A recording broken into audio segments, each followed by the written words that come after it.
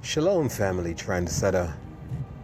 I came across a story earlier today, and it's very hard for me to even talk about this story because it has to do with children. Now, this individual is 20 years old. He was gunned down by 3 other individuals who look just like him, allegedly anyway, you know what I mean, because we don't really know.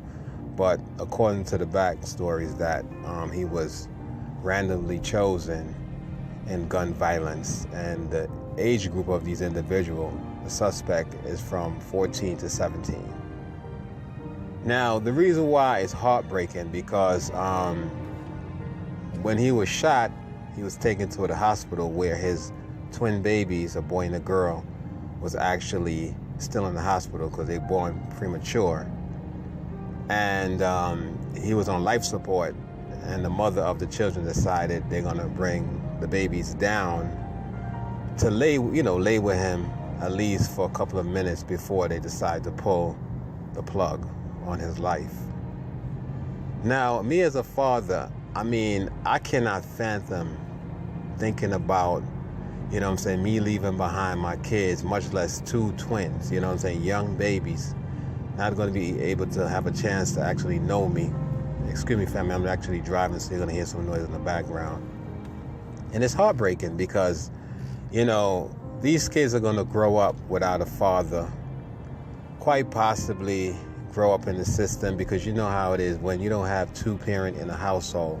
And it doesn't go for every family, but for the most part, when you have a man and a woman raising kids, it's actually beneficial for the children because you're getting best of both worlds, you know what I mean? But when you just have one individual, one single parent, it usually take a toll because the mother now have to play the role of the dad, and it's usually hard because she has to go out now and make ends meet. And a lot of times these kids are raising themselves, not necessarily by themselves, but a lot of times in the parents' absence, they do whatever they do and get influenced by whoever, you know what I mean? And it's heartbreaking. And it's also heartbreaking to know that according to the story, because with me, you know how I feel about this black on black crime. I don't believe it at all. I don't believe the narrative. And I do know it does exist. However, I do know that these devils go around, in disguise, and they actually take our lives.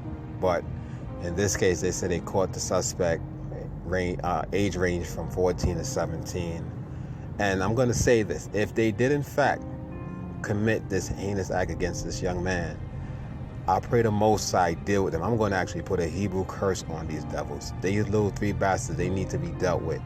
An eye for an eye. That's how I deal. You know what I'm saying? I hope the Most High brings swift justice to these devils. If that's in fact, the story that they actually was involved in this senseless murder of this young man. Now, family, I just want to say this, right? We don't know when our time is going to be up, We don't know when our numbers is going to be called. So we have to realize that the only thing we can do at this point is do your very best to please your creator, whoever he is. A lot of y'all refer to him as God, but God is just a title. There are many gods. I suggest that you call upon your creator in a prayer, and you want to follow the law, statutes, and commandments. The basic 10 commandments is not hard for you to follow, and the dietary law to please your creator, because according to the Heliobiblist Bible, this is what he requires of us. And when you really and truly read the 10 commandments, it actually makes sense. You know what I mean? I can't fight against it. I do understand that this book, the Bible, has been infiltrated by these devils, but for the most part, you chew the meat and spit out the bone. Take what you could take from it. Don't throw the baby with the bathwater. But again, family, my heart is, heavy because to know that this, young man, is never going to have an opportunity to actually meet, well, he probably met his children before, but I'm just saying, like, for him to actually be there to grow and teach them. And according to the backstory with him, he's actually a good young man. He had a job with General Electric. He was doing good for himself. He was positive in the community. He wasn't gangbanging and none of that shit. And that's how it usually happens. But then again, sometimes we have to, as much as I hate to say this, sometimes we don't know what the Most High know. You know what I mean? As I told y'all before, we are our ancestors. Sometimes we come back to pay for the sins that we have committed in the past. That's why you have to make sure when you live in now, you do everything in your power to do right by the Most High, do right by everyone, because I'm telling you, karma, it will come back to you. A lot of these devils that have done injustice to so-called black people, they're going to pay for it. You know what I'm saying? Maybe not in this life, but they're coming back to pay for it, or their children is going to pay for it because they are their ancestors. You know what I'm saying? So I want y'all to understand, family, that no sin go unpunished, but I hope and pray that the Most High will receive his spirit. You know what I'm saying? And maybe this is a wake-up call for others around him, for them to realize that, you know, at any moment, the Most High can call your number.